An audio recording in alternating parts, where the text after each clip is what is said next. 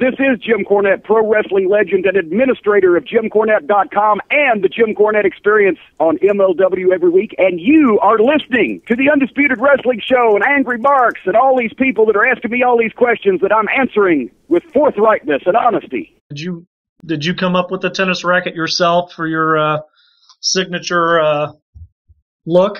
Well, actually, when I was headed to work for Bill Watts in Mid-South Wrestling in Louisiana, all the wrestlers told me universally, those Cajuns are going to kill you, because Mid-South Wrestling, not only did they have the most over baby faces and the most hated heels because of Watts' genius, but they also had the most violent fans. And, you know, if the heel screwed the baby face, well, then the fans would come in the ring to even it up.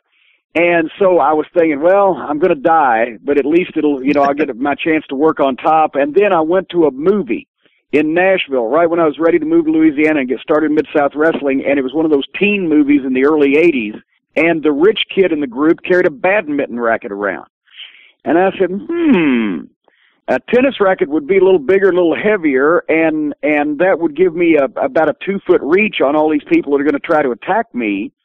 And so I took a racket down and asked the cowboy, I said, is it okay if I have this? You know, I'm a rich kid, right? He said, yeah, go ahead. And that's how it came to be. And fortunately for me, it came in handy in exactly the manner in which it was intended, because we had probably 2 to 3 riots a week in that territory. We were there for a year.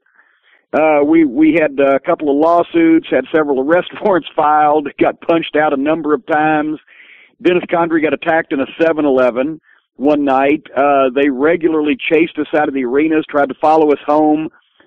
So there's probably, I would say, between 25 and 35 fans in the Mid-South Wrestling territory that got a taste of the racket, and I was a little bit more aggressive with them than when I was hitting Riggy Morton, because they were in the process of beating the shit out of me first.